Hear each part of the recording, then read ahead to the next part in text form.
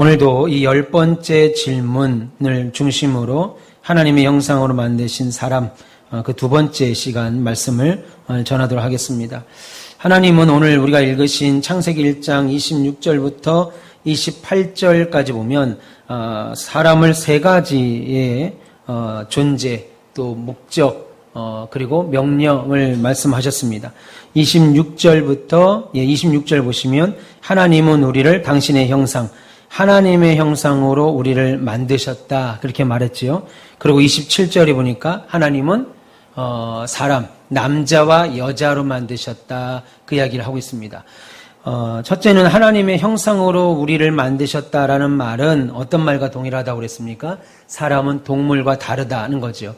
여러분들이 집에서 키우는 개와 고양이나 이 세상에 보이는 동물들과 우리는 다른 존재, 하나님의 형상으로 지음받은 존재다. 그리고 하나님은 우리를 지으실 때 27절에 보니까 남자와 여자로 창조했다. 그러니까 중간 제3의 성, 제4의 성은 없는 겁니다. 남자와 여자로 창조하셨다. 성경이 그렇게 말씀하고 있지요. 그럼 마지막 세 번째는 뭐예요?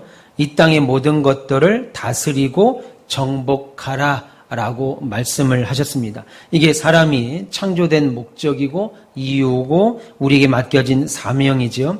그것에 대하여 지난 시간 설명을 드렸고, 그 첫 번째 시간은 유튜브에 있으니까 보실 수 있는 분들은 한 번 더 보시면 은혜가 될 거라고 믿습니다. 그런데 하나님의 형상으로 지음받은 것이 무엇이냐라고 말할 때 지난주에 몇 가지를 쭉 설명을 했습니다. 그 중에 가장, 다 잊어버린다 하더라도 가장 중요하게 기억해야 될 것은 이타적인 삶을 살도록 부름을 받았다는 겁니다. 따라해 봅시다. 이타적인 삶. 예, 나를 위해서만 사는 삶이 아니고 다른 사람을 위하여 사는 삶입니다. 동물들을 보세요. 동물들을 볼 때 다른 동물들을 위하여 살지 않죠. 내가 배고프면 먹고 잡고 죽입니다. 자신을 위해서 살죠. 그러나 사람은 자신을 위하여 살지 않도록 만들어졌고 오히려 이타적인 삶을 살도록 부름받았습니다. 그래서 이기적으로 사는 사람들이 있습니다. 개인주의라고 말하기도 하지만 사실 이기적으로 사는 사람들, 자기중심으로 사는 사람은 하나님의 창조 질서에 비춰보면 죄죠. 그건 죄입니다. 이기적인 사람, 자기밖에 모르는 사람. 왜 그러겠어요? 단순히 나만 알아서 죄가 아니고 이기적이고 자기중심적인 생각이나 자기중심적인 삶을 가지고 가치관을 가지고 세상을 살면, 그래서 하나님을 바라보면, 그가 신자가 돼서 교회 안에 들어와 하나님을 바라보게 되면 어떻게 된다고 그랬습니까? 하나님이 다 원망스러워집니다. 왜냐하면 하나님이 자기 판단 안에 들어오기 때문이지. 하나님 왜 그렇게 하시는 거예요? 하나님 왜 이렇게밖에 못하는 거예요? 세상에 왜 죄가 이렇게 창궐해요?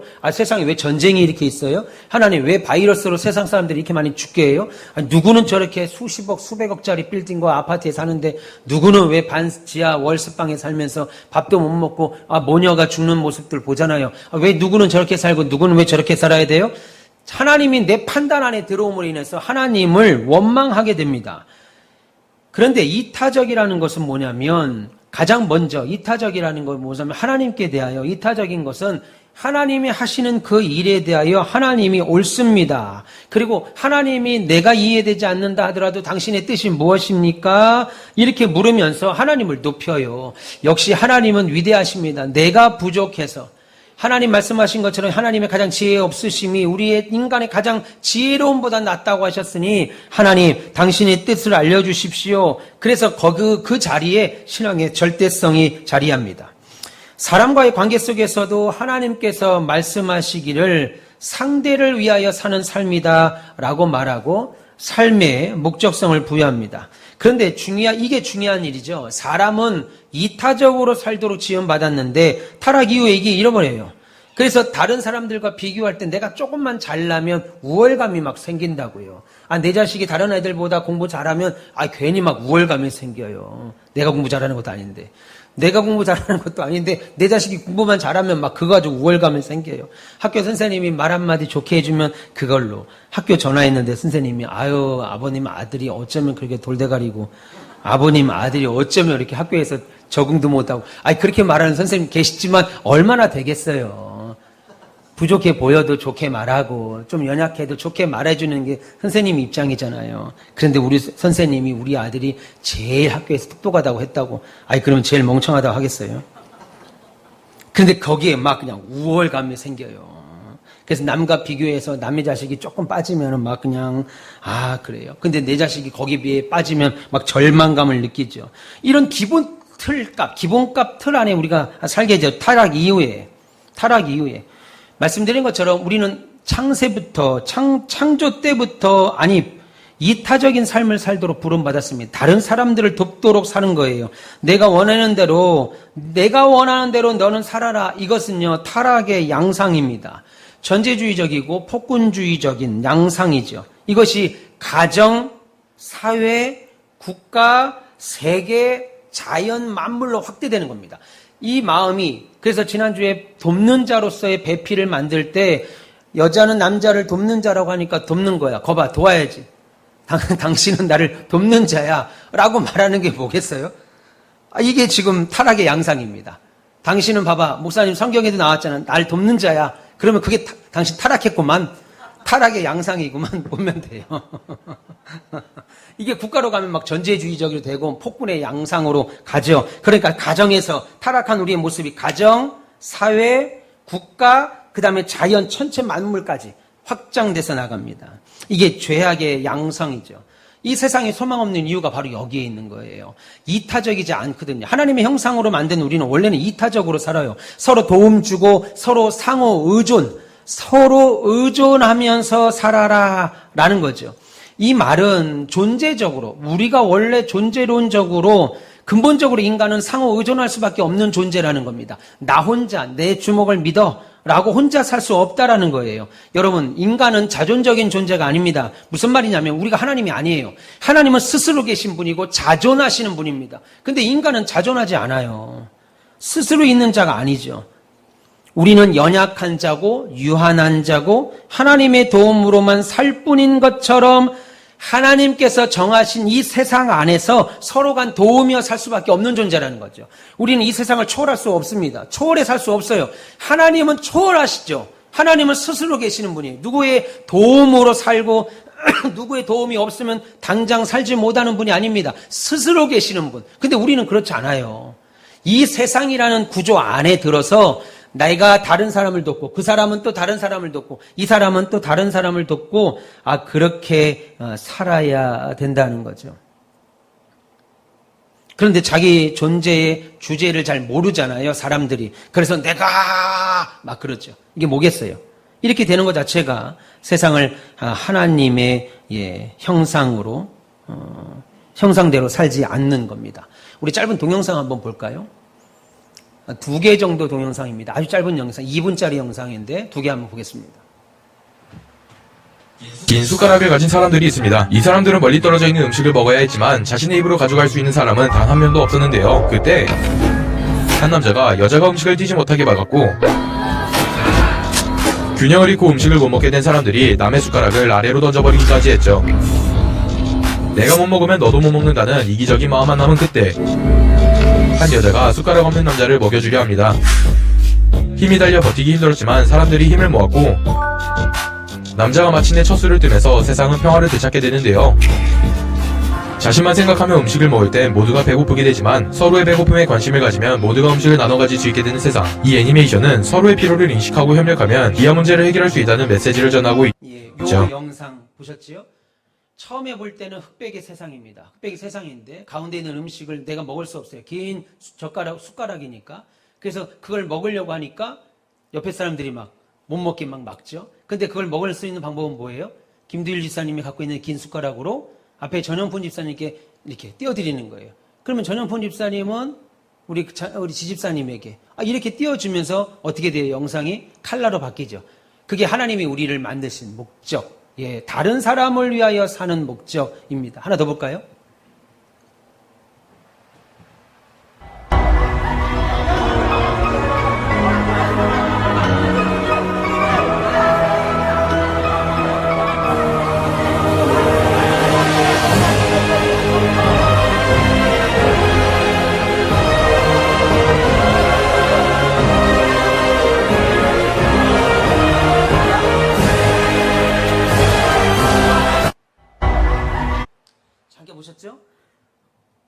우리의 일반적인 상황에서는 나밖에 모르는데 결정적인 상황에서는 어때요? 다른 사람들을 저렇게 12층 높입니다. 거기 옆에 그게 뭔지는 사다리인지 뭔지를 대고 옆에 사람들을 구하죠. 그 연기를 마셔가면서까지. 저런 모습을 보면 하나님께서 사람을 창조하실 때 이 일을 우리 김두일 집사님이 하시는 거예요. 박수. 집사님 자주 웃으세요. 귀엽게 생겼다. 집사님. 그러니까 배 집사님 저렇게 좋아하시는구나. 우리 김두일 집사님이 저희 일을 하신다고요. 그러니까 자주자주 응원해 주시고 격려해 주시고 하시면 좋겠습니다. 인간의 타락된 본성은 나만 위해서 사는 거예요. 저렇게 어려울 때 내 목숨이 먼저잖아요. 그런데 저는 어려울 때 저런 모습들이 보면 뭐예요? 하나님의 창조의 섭리 안에는 이타적으로 다른 사람을 위하여 돕고 상호 의존하고 돕는 자, 심지어 목숨을 내놓을 정도로 저렇게 내가 저 사람이 건너올 수 있도록 저 연기를 마셔가면서 저 연기가 얼마나 위독같은데요. 저거 마시면요 그냥 병원에 가서 최소한 한 달 정도씩 누워 있어야 돼요. 저런 일을 하면 사는 거죠. 여러분, 아까 처음 영상 본 거는 처음에는 흑백에 있었던 삶이 그렇게 서로 나누면서 색상이 들어오면 세상이 바뀌지요. 아까 다른 사람이 불났던 그 집에서 도움을 주었던 것도 마찬가지입니다. 그래서 주님은 뭐라고 그래요? 주는 자가 복이 있다 이렇게 말씀합니다. 하나님께서 만드신 세상은 본래 그렇게 살도록 만든 세상이에요. 서로 돕도록 만든 세상입니다. 내 거야, 나 혼자만 살 거야 이게 아니고 서로 도우며 살도록 만든 세상이고 인간을 만드신 이유가 바로 그런 부름 안에 있다라는 거죠. 돕는 배필로 사람의 창조와 관련된 교훈이 확장되죠. 돕는 배필은 부부만의 문제가 아닙니다. 지금 창세기 1장에서 말하는 돕는 배필로 우리를 붙여주셨다는 건 한 남자와 한 여자를 만나서 결혼을 얘기하는 것이 아니고 그것이 이 세상을 창조하는 아주 기본 밑바탕에 나와 있는 서로 돕는 자로 만드셨다는 거예요. 근데 그것이 최초로 가정에서 그 다음에 가족의 단위를 넘어 사회로 넘어 이웃으로 세상으로 그리고 교회로 계속 확장되는 겁니다. 그래서 마태복음 22장 37절에서 39절에 이렇게 말합니다. 하나님을 마음과 정성과 뜻을 다하여 사랑하라. 그리고 네 이웃을 네 자신같이 사랑하라. 그렇게 말합니다. 하나님을 마음과 정성과 뜻을 다하여 사랑하는 것이고 그리고 여러분의 이웃을 성도들을 함께 예배하고 있는 옆에 계신 분들을 여러분 자신처럼 사랑하라라고 말하고 있습니다. 옆에 한번 보세요. 지금 옆에 앉아 계신 분들을 여러분처럼 사랑하라고 그러니까 우리가 지금 얼마나 사랑을 안 하고 있는가, 반대로 지금 내가 얼마나 사랑을 하고 있는가 알 수 있지요.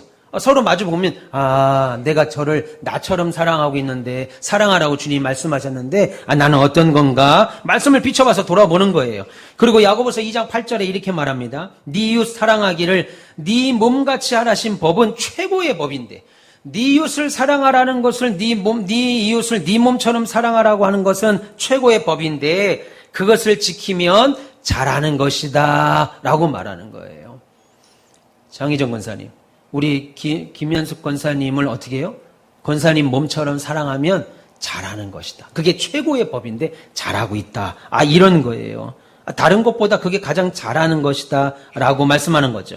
그러니까 여러분, 최고의 법은 하나님을 사랑하고 동시에 다른 사람을 사랑하는 겁니다. 이게 하나님 창조의 원리에 부합되는 것이고 합당하는 것이고 그래서 율법의 최고의 율법이요 율법 전체를 요약한 것이 하나님 사랑, 이웃 사랑으로 남겨 있는 거예요.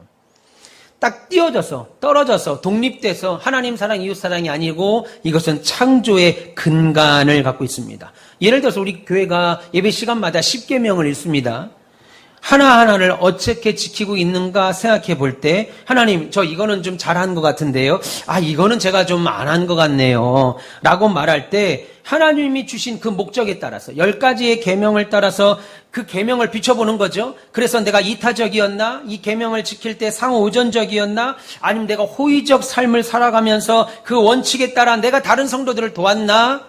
특별히 5계명부터 10계명까지 예, 5계명부터 10계명까지는 내가 이런 원칙을 따져서 내가 이타적이고 상호의존적이고 호의적으로 그 10계명, 5계명부터의 10계명, 10번째 계명까지의 원칙을 따라 내가 다른 성도들을 도왔나? 화로 돌아보는 거예요. 단순히 5계명이 뭐고 6계명이 뭐고 7계명, 8계명, 9계명, 10번째 계명이 뭔가 머리에 암기하는 정도가 아니고 이것들을 가지고 이 계명들을 비춰볼 때 내가 하나님의 나를 창조하신 목적, 이타적이고 서로 의존적이고 상호 호의적인 삶을 내가 살아가면서 이 10계명이 나와 있는 5계명부터 10번째 계명을 가지고 다른 사람을 내가 도왔나? 우리 집사님을 도왔나? 권사님을 도왔나? 장로님을 도왔나? 하는 거죠. 하나님께 내가 무엇을 드렸지? 우리 권사님 기도하신 것처럼 여러분들이 교회를 위하여 기도하시고 마음을 품은 거, 마음을 써주신 거, 받은 은혜가 큰데, 그래서 말씀드린 것처럼 5번째 계명부터 10번째 계명까지 하나를 내가 다른 사람을 위하여 어떤 도움을 줬지? 나는 다른 사람을 위해서 어떻게 도움을 줬지? 우리 박지영 선생님은 우리 뒤에 권사님께 그 계명을 가지고 안 받을 때 그 계명을 가지고 어떻게 나는 도왔지? 예. 그런 관점에서 계명 10계명 계명 하나하나를 해석해 보면 얼마나 많은 적용점들이 있는지 몰라요. 여러분, 그 적용점들이 해야 될 것을 안 한 죄, 그리고 하지 말아야 될 것을 한 죄를 어마어마하게 쫙 예화를 들어서 나열한 것이 대요리문답입니다. 이제 그건 나중에 요리문답이라는 것은 교리예요, 교리. 하나님의 교리를 묻고 답하는. 근데 그것을 작은 개념으로 한 게 소요리문답. 이 소요리문답은 종교개혁 시대 또 우리 청교도 후손들은 중고등학교, 초등학교 아이들이 배우는 것이고, 대요리문답이 이제 어른들 성인용인데, 대요리문답은 나중에 시간 되면 소요리문답을 확대하는 것이기 때문에 소요리문답을 먼저 배우는 겁니다. 어쨌든 그 모든 것들이 요약이 되지요. 하나님 창조에 따라 살지 못했구나. 내가 하나님 창조에 따라 살았구나. 이렇게 하나님의 십계명의 말씀에 내가 비추어 봐서 확인하는 거죠. 여러분, 갈라디아서 5장 한번 펴보실래요? 갈라디아서 5장에서 15절. 갈라디아 5장 13절에서 15절까지 한번 보겠습니다. 갈라디아서 5장 13절에서부터 15절까지.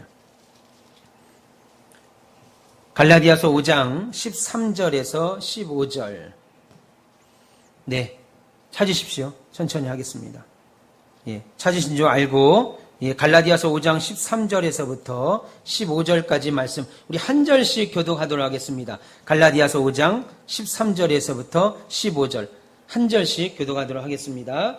형제들아, 너희가 자유를 위하여 부르심을 입었으나 그러나 그 자유로 육체의 기회를 삼지 말고 오직 사랑으로 서로 종노릇하라.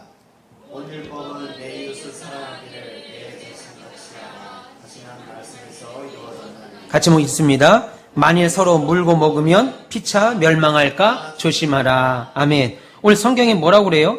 우리는 자유를 위하여 부름을 받았다. 그렇게 말하죠. 13절 보세요. 형제들아, 가온빛교회 성도들아, 너희가 자유를 위하여 부름을 받았으나, 부르심을 입었으나, 그러나 그 자유로 육체의 기회를 삼지 말라는 거예요. 그 자유, 육체의 기회를 삼지 말고, 내가 원하는 대로, 내 마음대로 사는 그 기회로 삼지 말고, 뭐라고 그러십니까? 오직 사랑으로 서로 종노릇하는데 그 사랑은 뭐냐면 내 이웃 사랑하는 거죠. 내 이웃 사랑하기를 네 자신처럼 하라 하신 말씀에서 이루어졌다. 그러면서 15절 우리 남자 성도님만 크게 한번 읽어볼까요? 15절 시작. 만일 서로 물고 먹으면 피차 멸망할까 조심하라. 오늘 성경은 서로 물고 먹으면 부드럽게 말했지만 원래는 뭐예요? 그래, 물고 뜯으면 니들끼리 물고 뜯으면 어떻게 되는지 알지? 피차 망하는 거야. 그러니까 조심해. 이 말입니다. 이게 하나님께서 은혜를 베푸신 거예요. 우리는 자유를 위하여 부름을 받았습니다. 그런데 그 자유를 내 마음대로 하는 육체의 소욕을 위하여 사용하는 것이 아니고 서로를 위하여 종노릇하는 거예요. 우리 박장로님께 우리 신장로님이 나는 당신의 종입니다. 그럼 어떻게 되겠어요? 섬김을 받는 입장으로 너무 황공하죠. 함부로 말할 수가 있겠습니까? 우리 지집사님하고 김양희 권사님 서로 보세요. 나는 당신의 종입니다. 한번 해보세요. 나는 당신의 종입니다. 박장로님은 김권사님 한번 보세요. 나는 당신의 종입니다. 불가능해. 종이 될 수 없어. 나는 당신의 종입니다. 라고 한다면, 얼마나 그가, 대우를 받는 사람 입장에서 다툼이 있을 수가 없죠. 서로 도우라 이겁니다. 그러면 산다는 거예요. 서로 도우면, 서로 사랑하면 산다는 거예요. 살만 난다는 거예요. 화평케 되고 즐거움이 있고 복이 있는 거죠. 이런 원리에 따라서 피조 세계도 다스리라 라고 하는 거죠. 그래서 여러분, 이타적이고 상호의존적인 모습으로 세상을 보면, 생태계를 보면 함부로 망가뜨리지 않겠죠. 자연환경도 함부로 망가뜨리지 않겠지요. 분명히 생태계는 우리의 우상이 아닙니다. 생태계는 우리를 위하여 존재하는 것들이에요. 심지어 창세기 9장 3절에 보면 이 세상에 걸어다니고 기어다니는 모든 동물들은 다 우리의 먹거리라고 그랬어요. 그러니까 먹거리를 들고 다니고 메고 다니고 다 우리의 먹거리라고 그랬습니다. 반찬들. 여러분 표정이 지금 읽어보겠습니다. 창세기 9장 3절. 설마 우리 하나님이 우리 집에 있는 뽀삐를 먹거리라고 하지 않았겠지. 우리 집에 있는 나비를 먹거리라니. 9장 3절입니다. 예, 읽겠습니다. 시작. 모든 산동물은 너희의 먹을 것이 될지나. 아멘. 이전 성경은 먹거리라고 그랬습니다. 너희의 모든 산동물은 다 여러분의 먹거리들이에요. 그러니까 누구에게 뭐 먹는데 안 먹는데 할 거 없습니다. 그냥 다 먹는 것들이에요. 다. 네 발 들린 건 다 먹는 거. 그러면 또 뭐라고 그래요? 시작. 채소같이 내가 이것을 다 너희에게 주노라. 무슨 말이냐면 노아의 시대 이전에는 육식을 하지 않았습니다. 다 채식만 했어요. 노아의 홍수 이후에 하나님께서 그들에게 육식을 허락하시면서 이 땅에 있는 모든 동물들은 우리의 먹거리다. 우리의 음식이다. 우리의 밑반찬이다. 뭐 이렇게 우리에게 말하고 있죠. 말을 하면서도 좀 우스운 것 같으네. 그래서 여러분, 그럼에도 불구하고 우리가 자연을 다스린다는 것을 하나님의 형상의 이 원리에 따라, 어떤 원리요? 상호 의존적이고 서로 이타적이고 나누고 돕는 기준에 따라 한다면 동물들을 바라볼 때 그 동물들의 생명이나 자연 환경도 우리가 어떻게 해야 되는지 알게 되지요. 고래들을 막 쓸데없이 죽인다든지 짐승들을 막 그냥 무자비하게 도축을 한다든지 이런 것들이 조심하게 기독교 정신으로 하게 된다는 거죠. 단순히 탐욕을 위해서 자연을 무리하게 망치는 것, 개발하는 것 아니고 함께 살아가는 삶의 기회를 따라 자연을 다스리는 것이지요.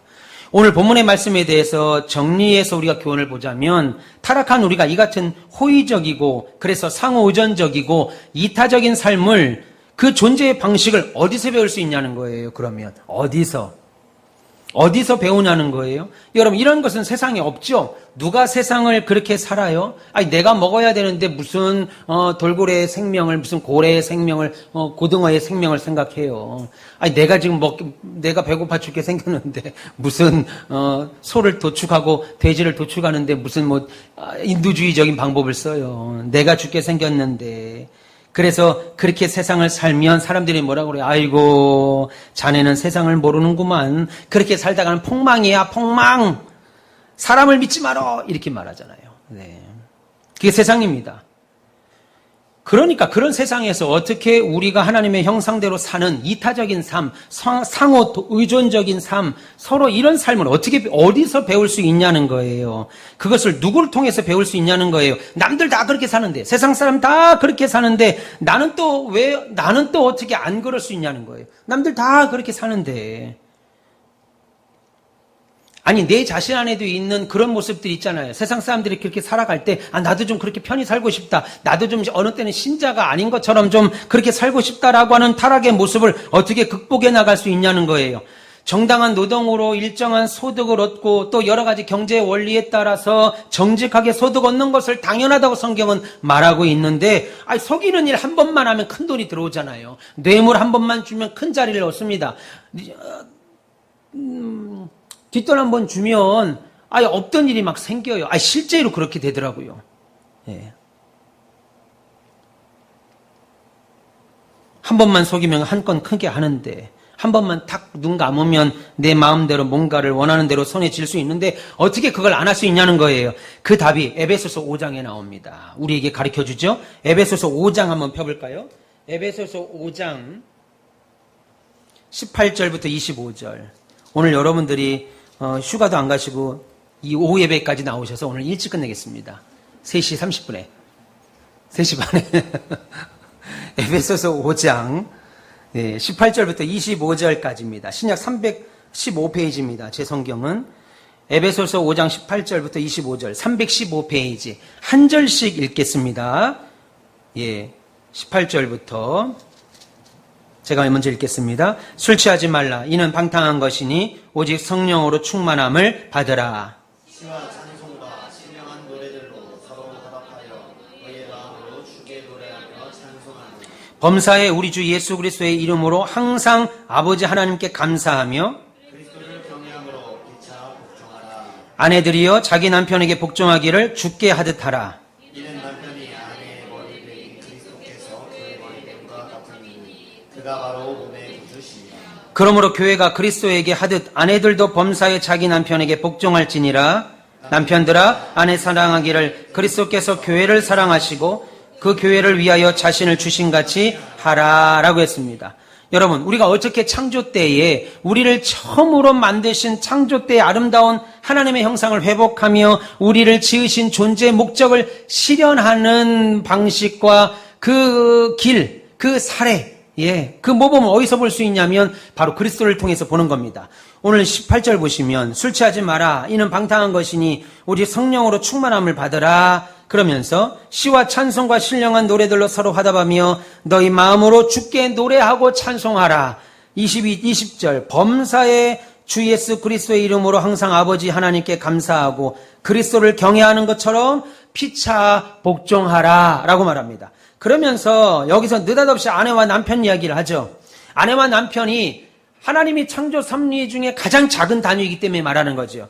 아내들이여 자기 남편에게 복종하기를 누구에게 하듯 하래요?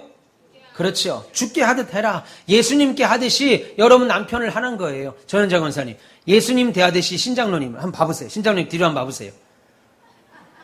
우리 예수님 보듯이 그렇게 하라는 거예요.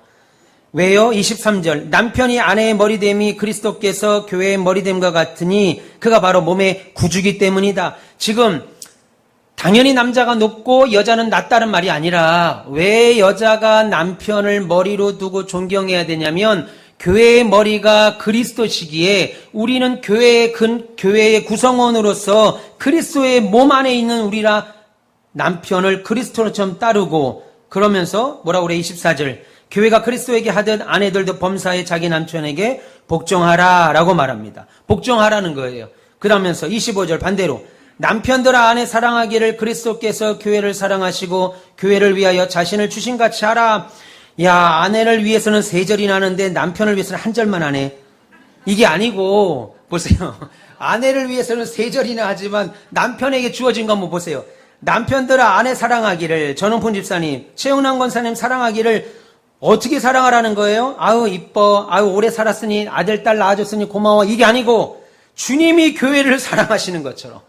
이거 가능합니까? 주님이 교회를 사랑하시는 것처럼 그리고 교회를 위하여 자기가 죽으신 것처럼 그렇게 아내를 사랑하라는 거예요. 다시 봅시다. 부부끼리. 다시 봐보세요. 부부 서로 쳐다봐보세요. 그렇게. 여자는 그냥 복종만 하면 돼요. 근데 남편은 어떻게 하라는 거예요? 주님께서 교회를 사랑하시고 교회 때문에 목숨을 버리신 것처럼 김영숙 권사님 사랑하라는 거예요. 권사님 아까 주방에서 불이 치쳤나 봐요. 머리가. 저보고 기도해달라고 그러더니 머리가 터졌다고 하더라고요. 아이고. 그럴 때 어떻게 해야 되겠어요? 쉽지 않은 일이죠. 그것이 교회 안에서 배울 수 있는 거예요. 그리스도 안에서 배우는 겁니다. 한마디로 이런 일들을 위하여 교회가 있는 거예요. 이런 일 어디 가서 배울 수 있겠어요? 남편들이 아내를 사랑하는데 어떻게 사랑하냐면 그리스도께서 교회를 사랑하신 것처럼 아니 그리스도께서 교회를 위하여 죽으신 것처럼 그렇게 사랑하라는 거예요. 여러분 이거 어디 가서 배울 수 있겠어요? 교회 가서 배울 수 있는 거죠. 교회에서 배울 수 있고 교회의 조직이 있고 그걸 통해서 하나 더 볼까요? 에베소서 4장 한번 펴보세요. 에베소서 4장. 에베소서 4장, 바로 앞장입니다. 에베소서 4장 11절부터 16절까지 11절부터 16절까지 읽겠습니다. 시작. 제가 한 절씩 읽겠어요. 그가 어떤 사람은 사도로, 어떤 사람은 선지자로, 어떤 사람은 복음 전하는 자로, 어떤 사람은 목사와 교사로 삼으셨으니 이는 성도를 온전하게 하여 봉사의 일을 하게 하며 그리스도의 몸을 세우려 하심이라. 우리가 다 하나님의 아들을 믿는 것과 아는 일에 하나가 되어 온전한 사람을 이루어 그리스도의 장성한 분량이 충만한 데까지 이르리니 이는 우리가 이제부터 어린아이가 되지 아니하여 사람의 속임수와 간사한 유혹에 빠져 온갖 교훈의 풍조에 밀려 요동하지 않게 하려 합니다. 예, 15절 오직 사랑 안에서 참된 것을 하여 범사에 그에게까지 자랄지라. 그는 머리니 곧 그리스도니라. 그래서 몸이 한마디를 통하여 도움을 받음으로 물대고 결합되어 각 지체의 분량대로 역사하여 그 몸을 자라게 하며 사랑 안에서 스스로 세우느니라. 아멘. 여러분 보세요. 우리가 조금 전에 에베소서 6장의 말씀을 읽고 지금 에베소 4장의 말씀을 읽었습니다. 예수께서 어떻게 교회를 사랑하셨는지, 그리고 그 은혜를 입은 성도의 수단 믿음의 형제들은 어떻게 주의 사랑 때문에 주님을 사랑하며 살아왔는지 신앙의 삶을 보는 거예요. 그걸 가정에서 제일 먼저 보게 되는 겁니다. 한마디로 교회에서 배운다고요. 교회에서. 세상에서는 그런 걸 가르쳐주지 않죠. 세상에서는 내가 우선이고 내가 잘해야 되고 내가 잘 돼야 돼요. 그런데 주님은 성경에서 뭐라고 그러냐면 아내는 남편에게 복종하는데 복종의 기준이 남편이 많이 가졌고 배웠고 나에게 잘해줘서가 아니라 그리스도의 몸 된 교회의 머리가 그리스도니까 우리 가정의 머리로서 남편을 인정하고 동시에 아내를 사랑할 때 예수께서 교회를 어떻게 사랑했고 예수께서 교회를 위하여 죽으신 것처럼 그렇게 사랑하라는 거예요. 그러니까 이것은 세상에서 배울 수 없죠. 교회에서만 배우는 겁니다. 그 모범을, 우리를 사랑하신 그 모범을 보면서 또 다른 성도들끼리 형제 자매끼리 사랑을 실현해가는 일을 배워야 하니까 교회 안에 이루어지는 모든 예배 그리고 성도의 교제가 얼마나 중요한지 몰라요. 그러니까 여러분, 교회를 껍질로만 알고 예배당만 밟고 다니는 것처럼 앉았다 가기만 하면 평생 이 말씀의 교훈의 적용과 힘이 없죠. 교회가 우리는 예배만 드리러 교회 나오지 않습니다. 예배를 통하여, 말씀을 통하여 그리스도가 나를 어떻게 사랑하고 그 사랑을 받은 또 다른 성도들을 나는 어떻게 사랑해야 될 것인지 예배와 교제 안으로 배우는 거죠. 그러면서 세상에 나가서 살 때 하나님의 창조의 질서, 창조의 원리대로 이타적이고 상호 의존적으로 살아간다고요. 그래서 예배당 교회 나오기 전에는, 예수 믿기 전에는 나밖에 몰랐던 사람들이 예수를 믿고 나서는 다른 사람을 위하여 베풀잖아요. 봉사하시잖아요, 여러분. 헌신하시잖아요. 우리 박 장로님과 우리 전사님들이 아침에 차량 운행을 하십니다. 일부 예배 나오시고 성가대원들을 위해서. 저분들이 그분들 다 태워주시면서 한 번이라도 10,000원짜리 한 잔 이렇게 아저씨 감사합니다 하고 택시비 내리신 적 있어요? 없죠. 늦는다고 뭐래. 빨리 간다고 뭐라 그래. 신호 안 지키면 안 지킨다고 뭐래. 근데 저분들이 그렇게 아침마다 여러분들 성가대원이나 일부 예배 나오신 분들을 모시러 가는 이유는 교회 안에서 사랑하는 모습을 확인하고 그것을 다른 성도들에게 베푸는 거예요. 나누는 거예요. 그런데 여러분, 단순히 교회를 예배만 드리기 위해서 나오면, 그래서 교회를 껍질로만 알고 예배당만 밟고 다니면 그냥 평생 이 말씀의 의미를, 적용을 알 수가 없죠. 내가 무엇으로 반성하지? 내가 다른 성도에 비춰봐서 내가 뭐가 부족하지? 하나님 사랑 앞에서 내가 무엇으로 하나님을 영화롭게 하지? 이 모든 것의 판단 기준이 뭐겠어요? 하나님의 창조는 본래 우리를 그렇게 만들지 않았다고요. 본래 우리를 그렇게 만들지 않았습니다. 나누고 베풀고 인사하고 서로 사랑하도록 만드셨어요. 그래서 예수님께서 교회를 세우실 때 교회 안에는 직분자를 두셨죠. 교회 안에 질서가 있다는 거예요. 목사와 장로와 집사와 교회가 정하여 세운 권사까지 세워서 이 직분의 질서를 세우면서 우리는 뭘 구하자고 하는 거예요? 말씀의 종인 목사를 통해서 선포된 주의 말씀의 교훈들이 아주 중요합니다. 오늘 요 한마디 하려고 지금까지 한 거예요.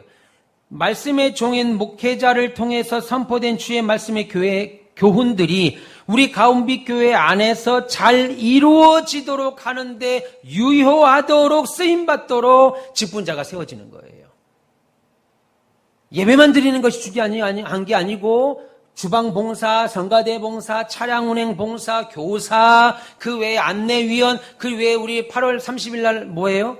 볼링하는 것까지 다 그런 모든 교제를 말씀의 사역자로 목사의 입에서 나오는 하나님의 온전한 말씀이 우리 교회 안에서 잘 이루어지도록 유효하게 쓰임받도록 각 부서의 집사님과 권사님, 장로님 여러분들이 있는 거라고요. 그런데 그런 거 아무 상관없이 그냥 예배당만 밟고 들어가면 우리의 삶에서 하나님의 말씀이 온전히 드러나지 않는 거죠. 그래서 에베소 4장 우리가 지금 읽으셨죠? 에베소 4장 11절부터 16절 그가 어떤 사람은 사도로 보면 쭉 이야기하고 있습니다. 한마디로 이런 일들을 하려고 교회가 있는 것이고 교회 조직이 있는 것이고 그걸 통해서 각자 맡은 직분의 역할을 통해 교회가 사랑으로 막 세워가는 거예요. 아이 교회가 무슨 볼링을 치러 가? 아이 교회가 무슨 뭐 성경 퀴즈를 해? 예배만 드리면 됐지. 아이 교회가 여러분들 가운데 그런 게 없죠. 아이 교회가 무슨 야유회를 해? 교회가 무슨 체육대회를 해? 아이 교회가 무슨 뭐를 해? 아 이런 거는 사실은 교회를 잘 모르는 거예요. 목사의 설교가 유효화되고 실현되는 그 일이 단순히 예배만 있지 아니하고 성도의 교제가 있습니다. 근데 그 교제를 바르게 하기 위해 장로님이 계시는 거예요. 장로님들이 그 일을 감당하죠. 이번에 볼링 대회는 우리 이희진 권사님하고 우리 전사님이 하는데 지금 여러분들 선물도 기다리고 찬조도 하시고 그거 팀 뽑고 레일 뽑고 뭐 여러 가지 하시잖아요. 그분들이 섬기는 거예요. 교회 안에서 사랑을 나누고 하나님을 사랑하고 다른 성도를 내 몸처럼 사랑하라고 하는 그 말씀이 유효해지기 위하여 그 직분이 생기는 거예요. 그러니까 배집사님은 그 일이 어떻게 해야 돼요? 우리는 적극?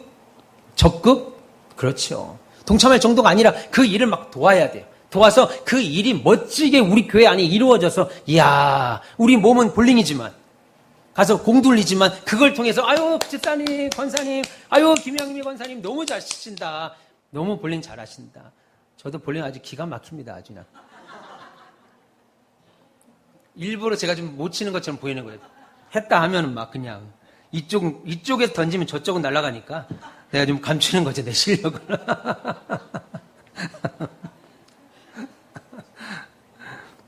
목사님들 시찰에서 조기축구회를 했어요. 예전에. 정말 열심히 저는 뛰었습니다. 근데 어느 순간 우리 팀들이 다 서 있더라고요. 그게 상대방으로 공을 가지고 뛰어야 되는데 제가 우리 쪽을 가지고 공을 가지고 뛰니까 그 목사님들이 지금 최 목사가 설마 했겠지요. 어찌 됐겠어요. 그런데도 공을 못 넣었어. 그러니까 선배 목사님들이 뭐라고 하시더라고요. 다들 저렇게 정성같이 서 있는데도 공을 못 넣었다고. 일부러 안 넣은 겁니다. 내가 보여주면 다들 놀래니까. 생각해 보세요. 이런 일들로 인해서 교회가 존재하는 것이고 교회 조직이 필요한 것이고 각자 직분의 역할을 통해서 교회가 사랑으로 막 세워져 간다고요. 근데 생각해 보세요. 교회 안에서 서로가 다툽니다. 장로님들이 다퉈요. 집사님들이 다투고 권사님들이 다퉈요.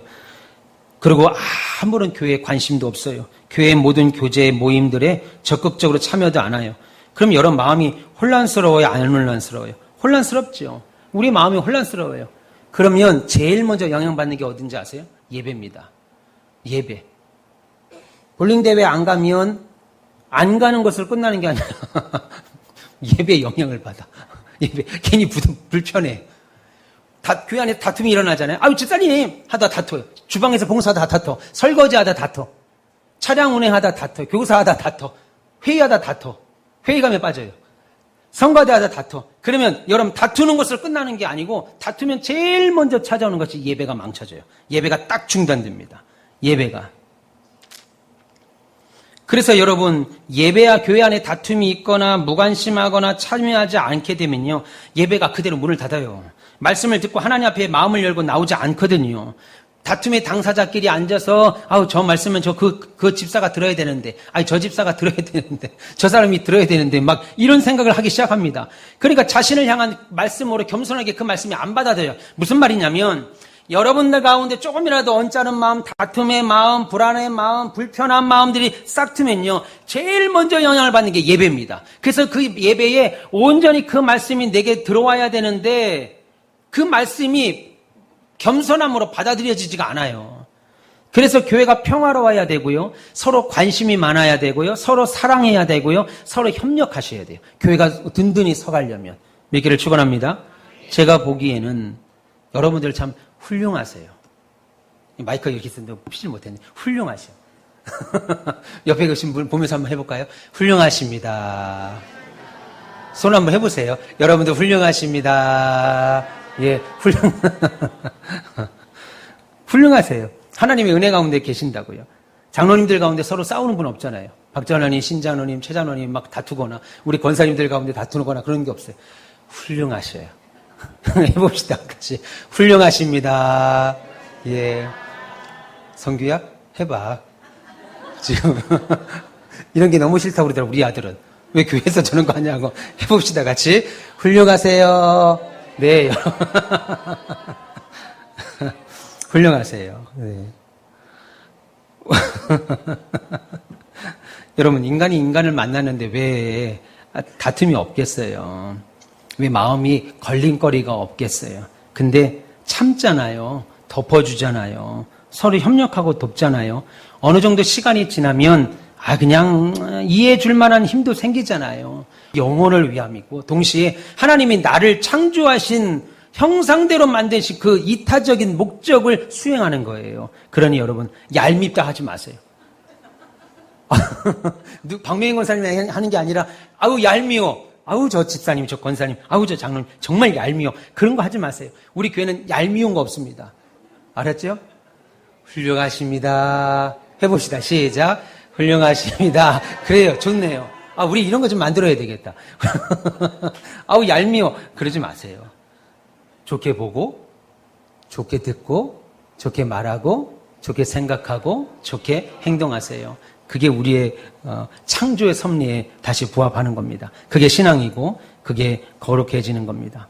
사람은 혼자 사는 것이 좋지 않다라는 말씀의 뜻은 우리 각각의 존재의 목적은 남을 돕는 데 있다는 거예요. 서로 돕아야 됩니다. 서로 교회도 돕고 행사도 돕고 서로 마음을 도와야 돼요.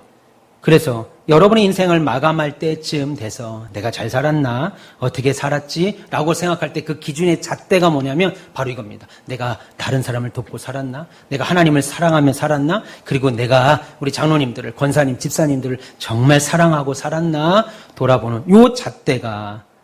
그래서 이 하나님의 이 잣대는요, 반작용의 원리입니다. 내가 작용으로 좋은 선한 영향을 주면 그 작용이 반대로 좋은 작용으로 와요. 근데 반작용으로 던지면 그것이 상대방에도 나쁘게 온다고요. 그러니까 여러분 항상 다른 성도들을 사랑하고 위하고 협력하고 세워주는 은혜가 있기를 축원합니다. 할렐루야. 여러분들을 그렇게 하나님이 복 있게 만드셨고 세상을 살게 하셨어요. 근데 세상이 타락 이후에 이런 모습이 사라졌죠. 이기적이고 나만 알고 내가 최고인 것으로 알게 만드는 그런 상황에서 우리는 신자로서 하나님 앞에 이타적이고 상호 의존적으로 살아야 되는데 그것을 교회에서만 배울 수가 있고 말씀을 통해서 그리스도를 통해서 배우고 다른 사람을 세우고 섬기며 그 직분을 받아 그대로 또 만들어가는 그게 교회의 신앙생활입니다. 그러니 신앙생활 하다 보면 재미있고 즐거울 때가 있습니다. 그게 뭐냐면 창조 섭리대로 내가 잘 하고 있을 때예요. 그게 알든 모르든 내가 교회가 하자는 대로 잘 따라서 그 일을 감당할 때 재미있고 즐거운 건 내가 지금 하나님의 창조 섭리대로 신앙생활 하고 있구나. 딱 맞습니다. 훌륭합니다. 해봅시다. 시작. 훌륭합니다. 그렇게. 예, 보실 때마다 그러세요. 훌륭합니다. 그렇게. 기도하겠습니다.